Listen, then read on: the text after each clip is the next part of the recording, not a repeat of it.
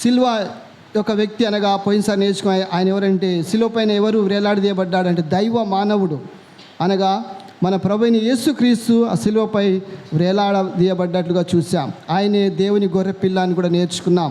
లోక పాపంను మోసుకొని పోవచ్చున్న దేవుని గొర్రెపిల్ల యోహాను పత్రిక 1:29 చూసాం. అనాదిలో దేవుడు ఏర్పరచబడినది లేదా నియమించబడినటువంటి గొర్రెపిల్లగా మనం చూసాం. ఆ తర్వాత ఏం నేర్చుకున్నామంటే మరి అనాదిలో వాగ్దానం చేయబడినటువంటి గొర్రెపిల్ల కూడా దాని గురించి నేర్చుకున్నాం. అంతేకాకుండా గొర్రెపిల్ల ఉద్దేశించబడినది ఎందుకంటే లోక పాపం మోసుకోవడానికి దేవుడు ముందుగానే దాన్ని ఉద్దేశించాడు. ఆ తర్వాత ఆ గొర్రెపిల్ల ఎలాంటిదో దానికి ఉన్న లక్షణాలు కూడా చూసాం. అది అమాయకమైనదని, మచ్చలేనిది, పాపానికి ప్రాయశ్చిత్తము, దేవునితో సమాధానం కలిగినదని నేర్చుకున్నాం. ఆ తర్వాత మనం చూసాం ఏంటంటే దేవుని ఆ యొక్క గొర్రెపిల్ల అందించబడినది అనగా యెషయా గ్రంథం 53 అధ్యాయం నుండి కొన్ని విషయాలు నేర్చుకున్నాం. ఎలా అంటే అది లొంగిపోయినటువంటి గొర్రెపిల్ల, అంతేకాకుండా అది వదకు తేయబడిన గొర్రెపిల్లగా చూసాం. ఆ తర్వాత ఏం చూసామంటే అది మౌనంగా నిలిచినటువంటి గొర్రెపిల్లగా కూడా చూసాం. 4వ విషయం ఏంటంటే త్యాగం చేయబడిన గొర్రెపిల్లగా చూసాం. ఆ తర్వాత యెషయా గ్రంథం 53 అధ్యాయం 10వ వచనంలో ఏం చూసామంటే సంతృప్తికరమైనటువంటి గొర్రెపిల్లగా దేవునికి ఇష్టమాయను, ఆయనను మొత్తుటకు దేవునికి ఇష్టమాయను అనే విషయాన్ని నేర్చాం. అయితే ఈరోజు రెండో భాగం నేర్చుకుందాం. అదేంటంటే the power of the cross అనగా సిలువ యొక్క శక్తి గురించి నేర్చుకుందాం. సిలువ యొక్క శక్తి. సిలువ అనగానే చాలామందిలో ఒక రకమైన భక్తి అనేది కనబడుతుంది. కొద్దిమంది ప్రయాణాలు చేస్తుండగా అక్కడక్కడ సిలువలు కనబడ్డప్పుడు వారు అలా మొక్కడము, దానికి దండం పెట్టుకోవడం అని చూస్తాం. కానీ దానిలో ఉన్నటువంటి శక్తి గురించి ఈరోజు నేను మీతో పంచుకోవాలనుకుంటున్నా. సిలువను ఎలా చేశారంటే మనకు తెలుసు, ఒక 2 చెక్కలతో చేయబడింది లేదా కర్రలు, ఒక మొద్దులు 2 మొద్దులతో చేయబడింది. ఒకటి అడ్డంగా, రెండవది నిలువుగా. కనుక ఈ అడ్డం అనే యొక్క కర్ర దేనికి సాదృశ్యంగా ఉంటుందంటే ధర్మశాస్త్రానికి. మానవుడు పరలోక రాజ్యం వెళ్ళడానికి ఎన్నో విధాలుగా ప్రయత్నించాడు. మంచి క్రియలు చేయడం కానీ, దాన ధర్మాలు, పుణ్య తీర్థయాత్ర ఇలాంటివి ఎన్నో చేసి పరలోకంలోకి పోవడానికి చాలా ప్రయత్నించాడు. నువ్వు 10 ఆజ్ఞల్లో 9 ఆజ్ఞలు పాటించి ఒక ఆజ్ఞను అతిక్రమించినట్లయితే దేవుని దృష్టిలో అది పాపమే. కనుక ఏ మానవుడు కూడా ఆ యొక్క పరలోక రాజ్యానికి వెళ్ళడానికి వీలు పడలేదు. అందుకే తండ్రి అయిన దేవుడు ఏం చేశాడంటే ఆ నిలువు కర్రగా యేసుని పరలోకం నుండి భూలోకానికి పంపాడు కనుక అదే చూస్తున్నాం. యోహాను సువార్త 14:6 ఏమన్నాడు? యేసు నేనే మార్గమును సత్యమును జీవమును, నా ద్వారా తప్ప ఎవడు తండ్రి యొద్దకు రాలేడు. కనుక దేవుడే యేసు ప్రభుని పరలోకం నుండి ఈ యొక్క భూలోకానికి పంపాడు. అదొక నిలువు కర్రగా చూస్తున్నాం. పరలోక రాజ్యానికి వెళ్ళడానికి ఒకే ఒక మార్గము, అది మన ప్రభువైన యేసుక్రీస్తు ద్వారానే. మిగతా వేరే మార్గాలు లేవు. అందుకే మనం అక్కడ ఆ సిలువను గురించి చూస్తున్నాం. కనుక దయచేసి మనం వాక్య ధ్యానం కొరకు ఇక్కడ మత్తయి రాసిన సువార్త 27 అధ్యాయం 32 నుండి 56 చదవచ్చు. ఆ తర్వాత మార్కు సువార్త 15 అధ్యాయం 21 నుండి 41 వచనాలు, లూకా 23:26 నుండి 49, యోహాను సువార్త 19 అధ్యాయం 17 నుండి 37 వచనాలు. కనుక ఇవన్నీ అన్ని గాస్పల్ అనగా అన్ని సువార్త పత్రికలో రాయబడింది. కానీ మనం మత్తయి నుండి చదువుదాం. దయచేసి చూడండి, మత్తయి రాసిన సువార్త 27 అధ్యాయము 32 నుండి ముందు చదవండి. దయచేసి చూసినట్లయితే మనము అక్కడ జరిగినటువంటి దృశ్యాన్ని చూస్తున్నాం. యేసుక్రీస్తుతో ఏమి జరిగింది, ఎలాంటి ఘోరమైన విషయాలు జరిగాయో మనం చూస్తున్నాం అక్కడ. కనుక ఇక్కడ బైబిల్లో సిలువ గురించి రాయబడది, కానీ దాని యొక్క బరువెంత, దాని యొక్క ఎత్తెంత, దాని యొక్క పొడవెంత దాని గురించి రాయబడలేదు. కానీ సిలువ దాని గురించి రాయబడింది. కనుక ఇక్కడ నేను చూసినట్లయితే మరి కొద్దిమంది పండితులు ఏమంటారంటే ఆ యొక్క సిలువను గురించి చూసినట్లయితే దాని బరువు దాదాపు 136 కేజీల నుండి 140 కేజీల బరువు ఉంటుంది. అంటే మనం 30-40 కేజీలు మోయడానికే చాలా బరువు ఎత్తలేము, కానీ చాలా బరువైనది. అంతేకాకుండా దాని యొక్క హైట్ ఎంత ఉంటుందంటే దాదాపు 12 నుండి 15 ఫీట్ల హైట్ ఉంటుంది. చాలా పెద్ద హైట్గా ఉంటుంది. అంతేకాకుండా ఆ యొక్క దాని విశాలత ఎంత ఉంటుందంటే 6 ఫీట్లు ఉంటుందన్నమాట. అలా సిలువేయబడిన తర్వాత కూడా చేతులు ఇంకా బయటికి అక్కడ కర్ర ఇంకా పొడుగా ఉంటుంది. కనుక ఇది ఒక సైజు. మనకు బైబిల్లో వచనాలు రాబడలేదు, కానీ తల నుండి పైకి ఆ యొక్క ఇక్కడ నుండి మొండెం నుండి పైకి అది 3 ఫీట్లు ఉంటుంది. కనుక ఒక పిక్చర్ మీకు చూపిస్తున్నాను ఇక్కడ. అంతేకాకుండా 1 కొరింథీయులు చూసినట్లయితే అక్కడ ఏం రాయబడి అంటే సిలువను గూర్చిన వార్త అక్కడ రాయబడి 1 కొరింథీయులు 1:18 ఏం రాయబడి అక్కడ రక్షింపబడుచున్న మనకు దేవుని శక్తి అయి ఉన్నది, నశించున్న వానికి వెర్రితనముగా ఉన్నది. కనుక దేవుని బిడ్డలకు ఆ యొక్క సిలువ అది దేవుని శక్తిగా ఉన్నది. ఎందుకంటే ఆ యొక్క శక్తి యొక్క విలువేమిటో ఆ యొక్క సిలువ యొక్క విలువేమిటో మనకు తెలుసు. అది దేవుని శక్తి అయి ఉంటుంది. అందుకే సిలువ యొక్క శత్రువుల గురించి కూడా మనం చూడవచ్చు. ఫిలిపిలో చూడవచ్చు, అక్కడ 3:18-19 అక్కడ వారి గురించి రాయబడింది. అంతేకాకుండా సిలువ మరణం గురించి ఫిలిప్ 1:8 రాయబడింది. కనుక యేసుక్రీస్తుకు మరి ఎలాంటి మరణము వారు విధించారు? సిలువ మరణము. సిలువ మరణము యేసుక్రీస్తుకు సరైనదే. ఎలా అంటే దాని గురించి చూద్దాం. ఎలా అంటే ఈ యొక్క లోకంలో ప్రపంచంలో చూసినట్లయితే రకరకాల మరణాల గురించి మనకు తెలుసు. ఉదాహరణకు మీకు చెప్తాను అర్థమయ్యేటట్లుగా. మరి యేసుక్రీస్తుకు మరి రాళ్లతో కొట్టి చంపలేదు, అది యూదులు ఇశ్రాయేలు పాటించే పద్ధతి. కానీ యేసు ప్రభుని అలా చంపలేదు వాళ్ళు. రెండో చూసినట్లయితే తల ఛేదించలేదు, అనగా తల నరికివేయలేదు, అది రోమీయులు పాటించే ఒక పద్ధతి, అది ఆయనకు అలా చేయలేదు. మూడో చూసినట్లయితే మరి ఉరి కొయ్య పైన ఉరి తీయలేదు, అది గల్ఫ్ అరబ్ దేశాలు, మన దేశంలో కూడా కస్సాబుని కూడా ఉరి తీశారు. సద్దాం హుస్సేన్ని కూడా మరి గల్ఫ్ దేశం అక్కడ ఉరి తీశారు. వారు ఆ పద్ధతిని పాటిస్తారు. అంతేకాకుండా ఇంకొన్ని దేశాలు చూసినట్లయితే షూట్ చేస్తారు, మనిషి నిలబెట్టి మరి బుల్లెట్లతో షూట్ చేసే పద్ధతి ఉంది. అంతేకాకుండా ఇంకా చూసినట్లయితే కొన్ని దేశాల్లో మనుషులు ఏం చేస్తారంటే ఆకాశ పక్షులకు లేదా మరి జంతువులకు వారిని ఆ విధంగా విడిచిపెడతారు, వచ్చి వారిని పొడుచుకొని తింటవి. కానీ సిలువ అనేది ఇది ఎవరి పద్ధతి అంటే ఇది ఫెనీషియన్ అటువంటి దేశస్థులు విధించే శిక్ష. అది ఎవరికి శిక్ష వేస్తారంటే నేరస్తులకు, దైవ దూషణ చేసిన వారికి, హంతకులకు విధించే భయంకరమైన శిక్ష, అదే సిలువ మరణము. అలాంటి భయంకరమైనటువంటి శిక్షను ప్రభుకు విధించారు. ప్రభు నేరస్తుడు కాదు, ఆయన ఏ పాపము చేయని పావనమూర్తి, ఆయనలో ఏ దోషము లేదు, ఏ నేరము లేదు.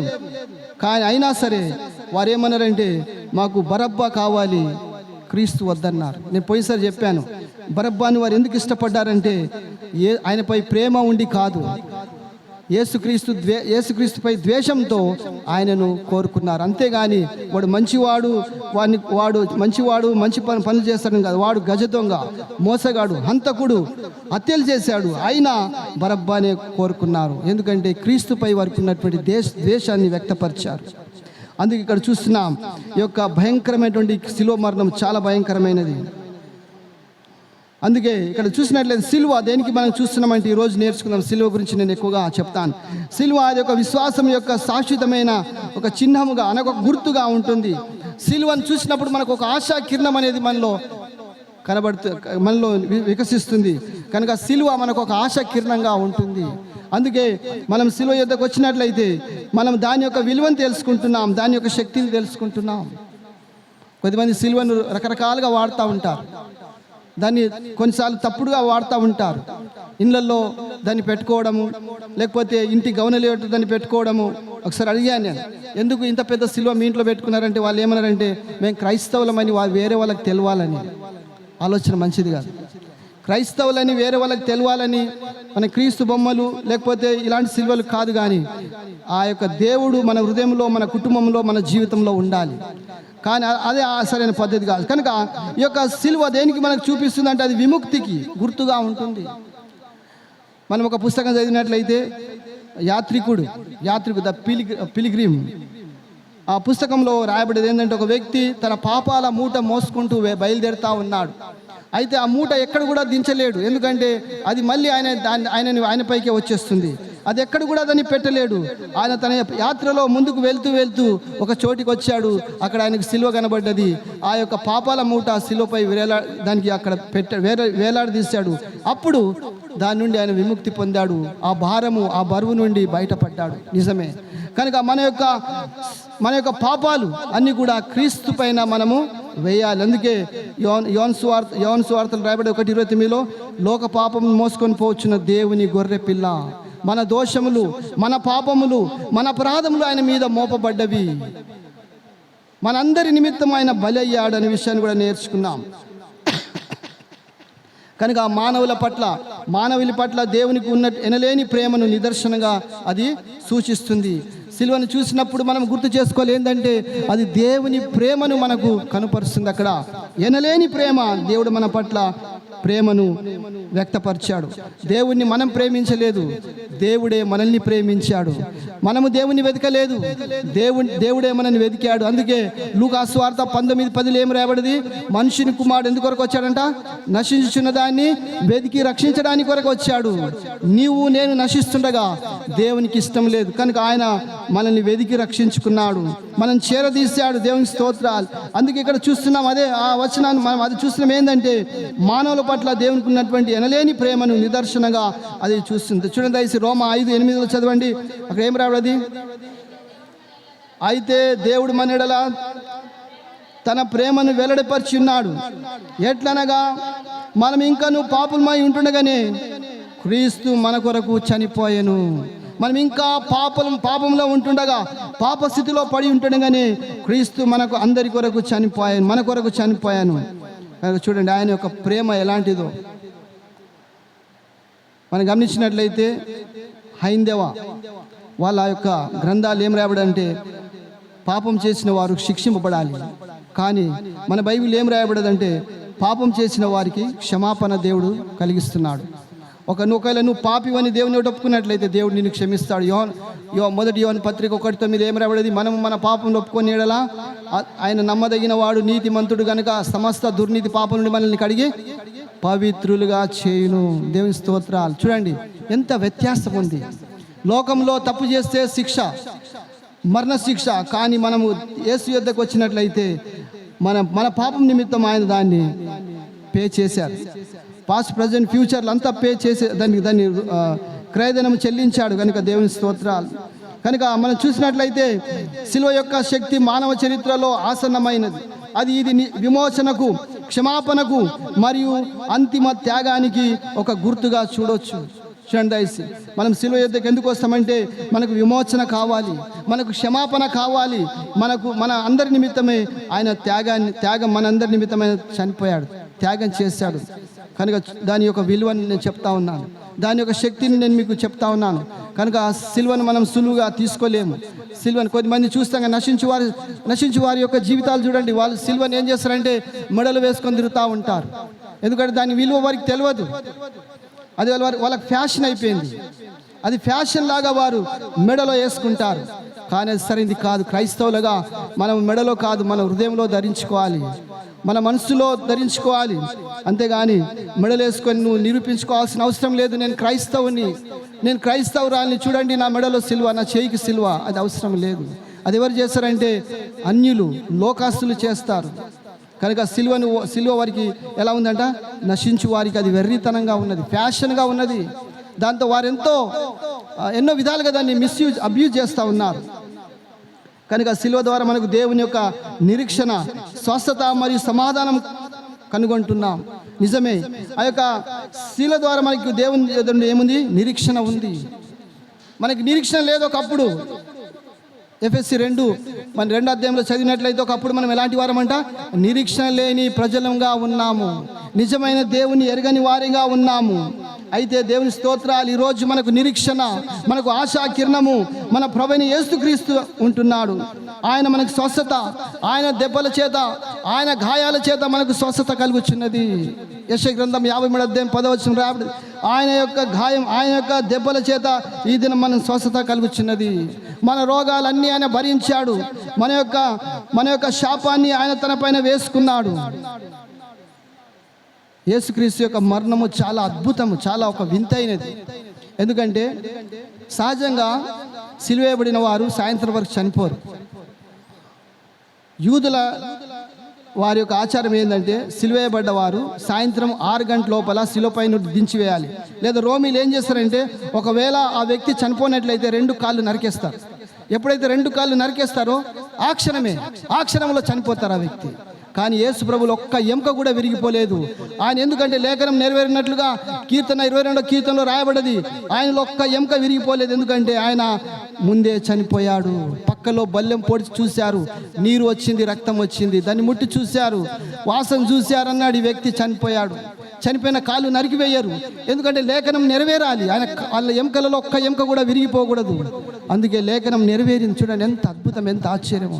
ఆయన చనిపోయినప్పుడు 5 అద్భుతాలు జరిగాయి. నేను దాని గురించి ఇప్పుడు చెప్పను కానీ, మరి అంత అంధకారము కమ్మి ఉన్నది, ఆ సమాధులు తెరవబడ్డవి, మరి సముద్రం ఉప్పొంగింది, ఎన్నో విచిత్రమైన తెర, ఆ యొక్క మధ్య తెర చినిగిపోయింది, తెర 2 భాగాలుగా చినిగిపోయింది.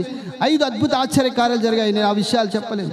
అందుకే ఇక్కడ చూసినట్లయితే మనం ఏం చూస్తున్నామంటే అది స్వస్థత మరియు సమాధానం కోరుకుంటుంది. కనుక ఆయన మనకు సమాధానం చూడండి. రోమ 5:1 ఏం రాబడింది? క్రీస్తు యేసునందు మనకేముందంట? సమాధానము కలిగి ఉన్నాం. చదవండి దయచేసి.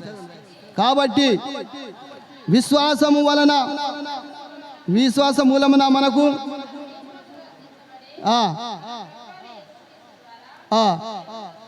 దేవునితో మనం సమాధాన పడి ఉన్నాం. ఒకప్పుడు దేవుని యొక్క శత్రువులమై ఉంటున్నాం. ఒకప్పుడు మనం దేవునికి ఉగ్రతకు లోనైన వారమై ఉంటున్నాం. కానీ దేవుని స్తోత్రాలు, ఈరోజు దేవునితో మనకు సమాధానం ఉందంటే దానికి కారణం మన ప్రభువైన యేసుక్రీస్తు యొక్క మరణమే. ఆయన మరణం ద్వారా మనం దేవుడితో మనకు సమాధానాన్ని ఏర్పరిచాడు, సంధిని ఏర్పరిచాడు, 2 పార్టీలను కలిపాడు. దాని కొరకు క్రీస్తు బలయ్యాడు. అందుకే సిలువ కేవలం ఒక గుర్తు, చిహ్నమే కాదు, కానీ ఇది దేవుని దయయు మరియు ఆయన యొక్క స్వరూపము. నమ్మిన వారికి మోక్షం అందిస్తుంది. కనుక నువ్వు దేవుని నమ్మినట్లయితే, నువ్వు దేవుని అందు విశ్వాసం వచ్చినట్లయితే నీకు మోక్షం, అనగా దేవుని రాజ్యాన్ని, నశించు వారికి అది వెర్రితనంగా, రక్షింపబడిన పాపికి దేవుని శక్తి అయి ఉంటుంది. కనుక అది ఒక గుర్తుగా తీసుకోకూడదు. కొద్దిమందిని చూశాను, వాళ్ళు ఏం చేస్తారంటే దయ్యం పట్టిన వాళ్ళ యొద్దకు సిలువ తీసుకెళ్ళి అలా పైన పెడతారు, లేకపోతే అలా సిలువను చూస్తే దయ్యాలు భయపడతామని వారి యొక్క ఆలోచన. బైబిల్తో కొట్టడం కానీ, సిలువని దగ్గరికి తీసుకెళ్ళి అలా పెట్టడం కానీ అది కాదు. ప్రార్థన చేయాలి, ఒకరు వాక్యం చదవాలి, అప్పుడు ఎలాంటి దయ్యమైనా అది భయపడుతుంది. అంతేగాని బైబిల్తో కొట్టడం, చీపులతో కొట్టడం, చెప్పులతో కొట్టడం అది సరైనది కాదు, క్రైస్తవులకు తగింది కాదు. అలా చేయకూడదు. అందుకే ఇక్కడ చూసినట్లయితే ముందుకెళ్దాం. ఒక సిలువ జీవితాలను మార్చేది, అది గాయమును మాన్పించేది, మరియు కలత చెందిన వారి యొక్క హృదయాన్ని శాంతి కలిగించే శక్తితో నిండినటువంటి సిలువ ఉంటుంది, దేవుని శక్తి అయి ఉంటుంది. అందుకే చూడండి, దాని యొక్క జీవితాలు మార్చగలరు, ఎంతోమంది జీవితాలు మార్చాలి. ఎందుకంటే వారు చూడండి, మనం చదువుదాం. యోహాను సువార్త 3:14 రాయబడింది. అందరు తీయాలి బైబిల్. అక్కడ ఎలాగూ ఎత్తెనో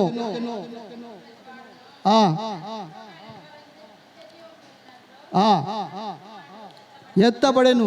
మాకు తెలుసు ఆ సందర్భం ఏం జరిగిందో, అక్కడ అరణ్యంలో ఏం జరిగిందో మాకు తెలుసు. అరణ్యంలో జరిగిన సంఘటన ఏంటంటే వారు సనిగారు. మాకు మన్నా చవిసారం లేని ఈ మన్నా తిని మేమేమైంది, మా రుచులు పోయినాయి.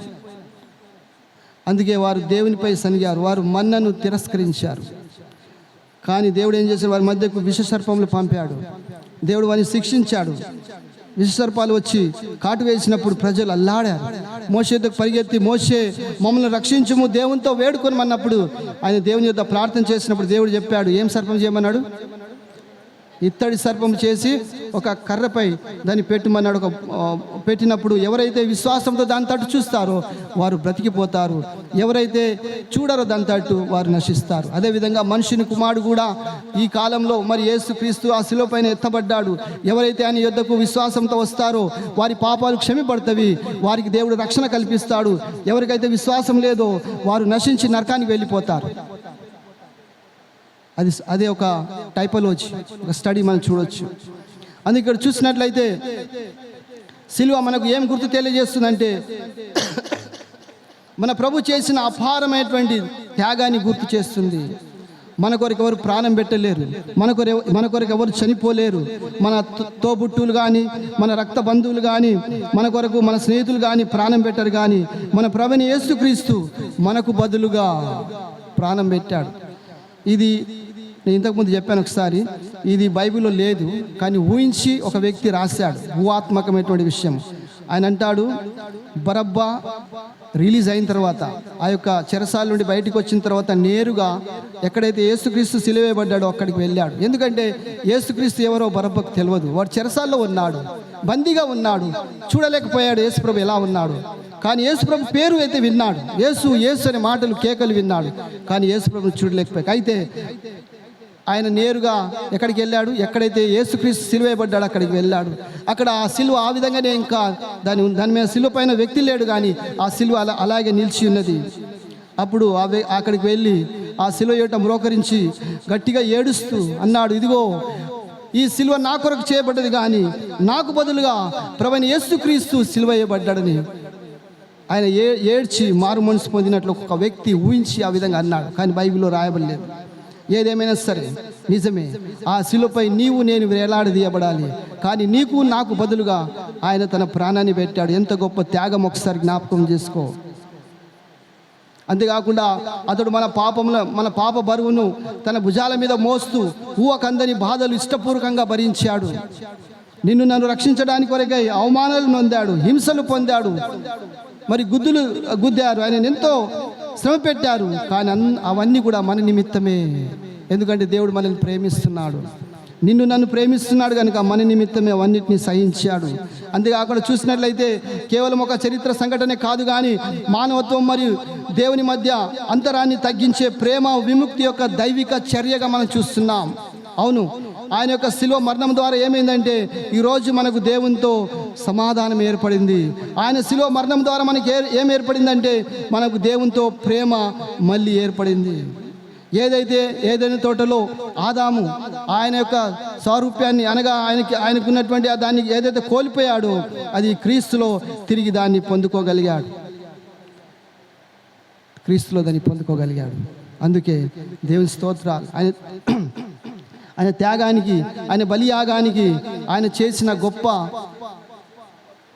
ప్రాణత్యాగానికి మనం దేవునికి రుణస్థులమై ఉన్నాం. అది దైవిక చర్య అయి ఉంటుంది. అంతేకాకుండా పాపం మరణం పైన గొప్ప విజయం యొక్క శక్తివంతమైన వార్త తెలియజేస్తుంది. అవును, ఈరోజు మనకు మరణం పైన విజయం ఉంది. ఈరోజు మనం మరణంపై విజయం అంటే అనేది ఆత్మీయ మరణంపై విజయం దేవుడు కల్పించాడు. యేసుక్రీస్తు యొక్క మరణాన్ని మృంగివేసింది. ఎందుకంటే ఆ మరణము మన యొక్క అంతిమ శత్రువు, ద చీఫ్ ఎనిమీ అన్నమాట.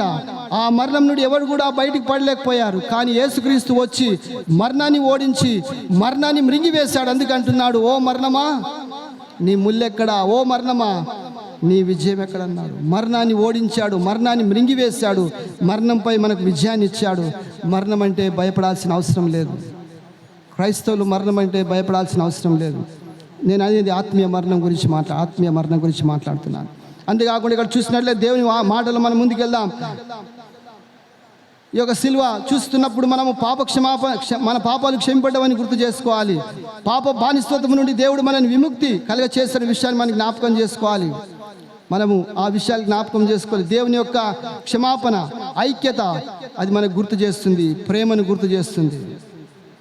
కనుక సిలువ దాని గురించి నేర్చుకుంటున్నాం. చూద్దాం దయచేసి ఇప్పుడు వాక్యం మనం వద్దాం. ఇప్పుడు నేర్చుకునే ఇంట్రడక్షన్ ఇప్పుడు సరైన వాక్యం దయచేసి 1 తిమోతి 6:16 చదవండి దయచేసి.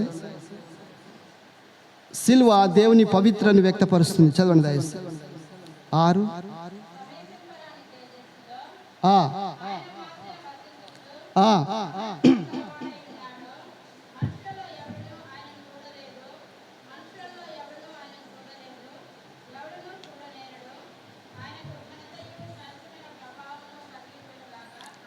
ఆమేన్. ఎందుకంటే దేవుడు పవిత్రమైన వ్యక్తి కనుక ఆ యొక్క సిలువ దేవుని పవిత్రతను వ్యక్తపరుస్తుంది. సమీపింపరాని తేజస్సులో నివసించే దేవుడు. మనము ఆయనను చూడలేము, ఆయన సమీపించలేము. ఎందుకంటే అతి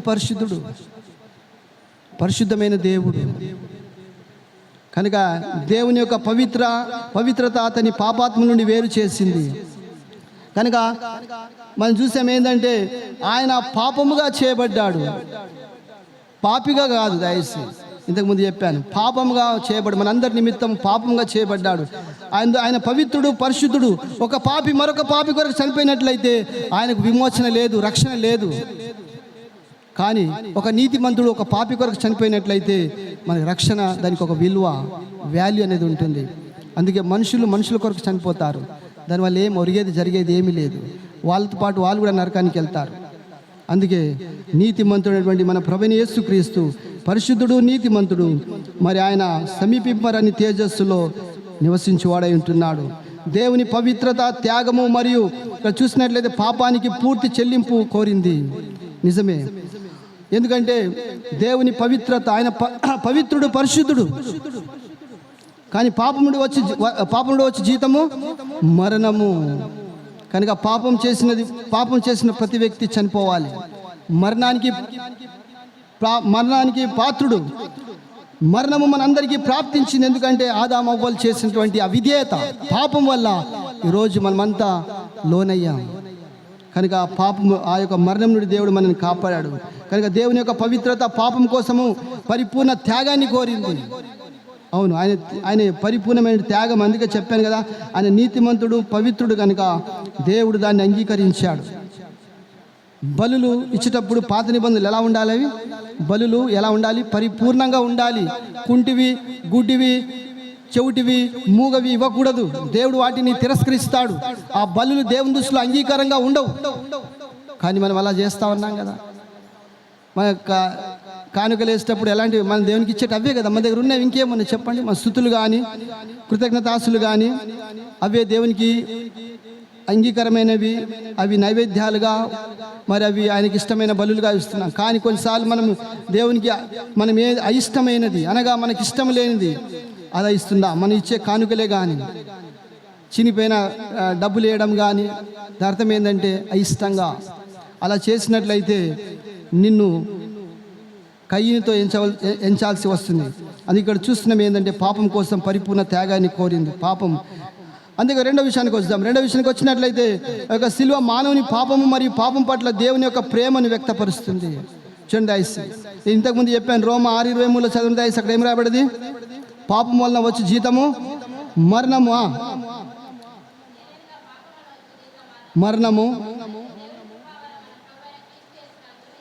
చాలండి. ఇక్కడ చూసినట్లయితే దేవుడు మానవుల్ని ప్రేమిస్తున్నాడు. ఎందుకంటే మనమైన సృష్టి, దేవుని చేత సృష్టింపబడ్డాం. మనల్నే కాదు, దేవుడు అన్నిల్ని కూడా ప్రేమిస్తున్నాడు. దేవుడు నేను ఎంత ప్రేమిస్తున్నాడో వారిని కూడా ప్రేమిస్తున్నాడు. వారిపై వర్షాన్ని కురిపిస్తున్నాడు. దేవుడు వారిపై ఎండను కలగజేస్తూ ఎండను కూడా ఇస్తున్నాడు. ఎందుకంటే దేవుడు ఆయనలో పక్షపాతం లేని దేవుడు, సమానంగా ప్రేమిస్తున్నాడు. అందుకే అదే చూస్తాం ఏంటంటే ఆ యొక్క మానవుని పాపాన్ని మరియు పాపుల పట్ల దేవుని ప్రేమను కనపరుస్తుంది. దేవునికి మానవునితో ఉన్న సమస్య ఏంటంటే పాపమే. ఆ పాపం మనలో ఉంది కనుక దేవుడు మనం ద్వేషిస్తున్నాడు. ఎప్పుడైతే ఆ పాపము నువ్వు దేవుని యొక్క ఒప్పుకొని ఆ రక్తము చేత కడగబడతావో దేవుడు నిన్ను ప్రేమిస్తాడు. ఎందుకంటే నీకును దేవునికి అడ్డుగోడగా పాపం అనేది వస్తున్నది. అది పడగొట్టబడాలి, అది తొలగించబడాలి. అప్పుడే దేవునితో నీకు సమాధానం అనేది ఏర్పడుతుంది. ఇక సిలువ దేవుని నివారణకు వ్యక్తపరుస్తుంది. నివారణ అనగా మనకు తెలుసు, నివారణ దానికి మరి పాపానికి ప్రాయశ్చిత్తం కానీ పాపానికి సరైన మంది ఏమిటంటే యేసుక్రీస్తు రక్తమే. రక్తం చేత కడగబడాలి. పాత నిబంధనలు సరే, కొత్త నిబంధనలు కూడా చూస్తాం ఏంటంటే రక్తం చేత రక్తం ఎందుకు కోరాడు దేవుడు అంటే అందులో ప్రాణం ఉన్నది. రక్తంలో ప్రాణం ఉన్నది కనుక దేవునికి కావాల్సింది ప్రాణము. ఒక పాపి చావాలి కనుక, మరి ఆ పాపి చనిపోతాడు కనుక దాని నుండి బయటపడాలంటే ఒక ప్రాణం కావాలి, ప్రాణి కావాలి. అందుకే దానికి నివారణ ఏంటంటే యేసుక్రీస్తు రక్తము. ఈ రాత్రికాల సమయంలో నువ్వు యేసుక్రీస్తు రక్తం చేత కడగబడ్డావా? ఒకసారి ఆలోచించుకో.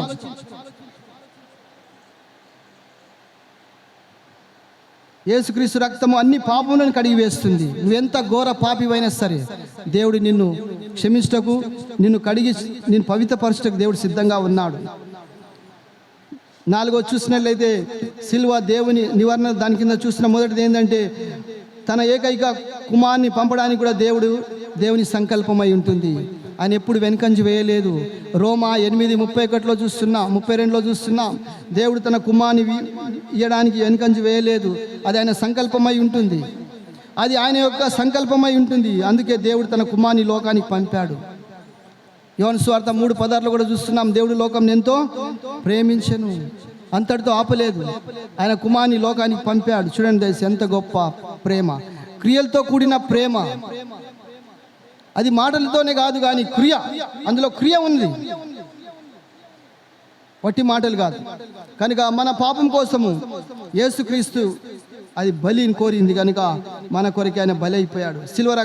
సిల్వ రక్షణ మన మార్గాన్ని వ్యక్తపరిచింది మనకు తెలుసు. 1 కొరింథీయులు 1:18 చూసి ఆమె ఏంటంటే సిల్వ రక్షణ మార్గాన్ని వ్యక్తపరుస్తుంది. రక్షణ మార్గాన్ని అది వ్యక్తపరుస్తుంది. అందుకే సిల్వ యొక్క విలువ తెలియని వారి లోకంలో చాలామంది ఉన్నారు. వారు వెరితనంగా ఉంటుంది, వారికి హేళనగా ఉంటుంది, కానీ వారి యొక్క అంతము నాశనమే. చూడండి దయచేసి ఫిలిప్పి 3 అధ్యాయం తీయండి, 18 వచనం చదవండి దయచేసి. అనేకులు క్రీస్తు సిలువకు శత్రువులుగా నడుచుకొంచున్నారు చెప్పి ఇప్పుడు ఏడ్చుచు చెప్పుచున్నాను, నాశనమే వారి అంతము, వారి గడిపే వారి దేవుడు, అతిశయపడుదురు భూ సంబంధమైన వాటిని మనసు వీరే క్రీస్తు సిలువ యొక్క శత్రువులై ఉంటున్నారు. కనుక దేవుని యొక్క ఉగ్రతకు లోని కాకముందే నువ్వు మనసు మార్చుకో. అంతేకాకుండా ఈ యొక్క సిలువ గురించి చూసినట్లయితే దయచేసి 1 కొరింథీయులు 1:18 కూడా అదే రాయబడింది. ఏంటంటే మన బోధ యొక్క ఉద్దేశం అదే ఉండాలి. సువార్త అనగా శుభవార్త. ఒక క్రీస్తు చనిపోయి తిరిగి లేపబడినట్లయితే అది ఎప్పటికీ శుభవార్త కానే కాదు. నేను ఇంతకుముందు చెప్పాను, బెత్లెహేం లేనిది కల్వరి లేదు, కల్వరి లేనిది ఏం లేదు, పరలోకం నిత్యజీవం లేదు, నిత్యజీవం లేనిది పరలోకం లేదు. కనుక మనం ఇక్కడ ఏం చూస్తున్నామంటే సువార్త, సిలువను గూర్చినటువంటి వార్త, అది సువార్తను కూడా మనం చూస్తున్నాం. ఏంటంటే ఆయన ఉద్దేశం, మన బోధ యొక్క ఉద్దేశము ఏమై ఉండాలంటే యేసుక్రీస్తు అయి ఉండాలి. రెండోది మన బోధ యొక్క శక్తి కూడా సిలువై ఉండాలి, సువార్త అయి ఉండాలి. అదే మనం ఈ లోకానికి తెలియపరచాలి. నువ్వు ఎలా దేవునిలోకి వచ్చావు, నిన్ను అడిగినప్పుడు నువ్వు దానికి నువ్వు హేతుకు సమాధానం ఇచ్చేవారిగా ఉండాలి. నిన్ను అడిగిన హేతుకు నువ్వు సమాధానం ఇవ్వాలి. దేవుని ఎలా నమ్మావు, ఎలా వచ్చావు, నీ అనుభవాన్ని పంచుకో, నీ సాక్ష్యాన్ని తెలియపరచుకో. అంతేకాకుండా మన బోధకు యొక్క ప్రత్యేకత అదే ఉంటుంది. కనుక ప్రత్యేకత మన బోధలన్నీ కూడా దేవుని వాక్యంపై ఆధారపడి ఉంటుంది. మనుషుల యొక్క కల్పన కథలపైన, మనుషుల యొక్క అనుభవాలపైన కాదు. నా అనుభవం వల్ల మీరు దేవుని యొద్దకు రాలేరు, నేను నా అనుభవం వల్ల మీరు దేవుని యొద్దకు నన్ను నడిపించలేను. కానీ దేవుని వాక్యము, దేవుని మాటలే మీ జీవితాలు మార్చగలవు. అందుకే అనుభవాల్ని పక్కన పెట్టి దేవుని మాటలకు మనం ప్రాంతం ఇవ్వాలి. దేవుని వాక్యాన్ని నేర్చుకోవడానికి మనం పెట్టుకోకూడదు. శ్రద్ధతో మనం నేర్చుకోవాలి. మనం ముగింపులోకి వస్తున్నాం కనుక ముగింపులో తెలియపరిచేది ఏంటంటే సిలువ యొక్క శక్తిని మనం ఎప్పటికీ మర్చిపోకూడదు. దాని త్యాగాన్ని మనం మర్చిపోకూడదు. ఇది కేవలము చెక్క లేదా మెటల్ ముక్క కాదు. ఇది చాలామంది అనుకుంటారు ఒక చెక్క అనుకుంటారు. అది చెక్క కాదు, చెక్క ముక్క కాదు, అది ఒక మెటల్ కాదు. కానీ దేవుని ప్రేమ, దయా, త్యాగము మరియు విముక్తి గురించి అది మనకు తెలియపరుస్తుంది. అందులో ఎన్నో విషయాలు దాగి ఉన్నవి. అందుకే మనకు తెలియని వారు దాన్ని ఎంతో చులకనగా తీసుకుంటారు. చిన్న ఉదాహరణ చెప్తాను ఇక్కడ, అంటే దీనికి సంబంధించింది సిలువ యొక్క విలువ గురించి. ఒక కుటుంబంలో 4 పిల్లలు ఉండేవారు. 2 కుమారులు, 2 కూతుళ్ళు. తల్లిదండ్రులు కష్టపడి వాళ్ళని బాగా చదివించారు, బాగా ఉద్యోగం సంపాదించారు. తల్లిదండ్రులు ఏం చేశారంటే వాళ్ళని ఊర్లో పెట్టి వాళ్ళు సిటీలో ఉండడం ప్రారంభించారు. అయితే సంవత్సరానికి 1-2 సార్లు వచ్చి తల్లిదండ్రులు కలిసి వెళ్ళిపోయేవారు. తల్లిదండ్రుల పైన ప్రేమ తగ్గింది. వాళ్ళు వృద్ధులైపోయారు. తల్లిదండ్రులు చనిపోయే స్థితికి వచ్చారు. అప్పుడు పిల్లలు తల్లిదండ్రుల దగ్గరికి వచ్చి అడిగారు, మా ఆస్తులు మాకు పంచిపెట్టమన్నారు. మాకు రావాల్సిన భాగాన్ని మాకు ఇవ్వు, మా ఆస్తులు మాకు పంచిపెట్టు అన్నప్పుడు తల్లిదండ్రులు ఏం చేశారంటే పిల్లలు వాళ్ళని సరిగా చూడలేకపోయారు కనుక వారికి ఉన్నటువంటి కొన్ని ఆస్తులు అమ్మి వారి జీవన కొనసాగించారు. అయితే చనిపోయే ముందు వీళ్ళనామా రాశాడు.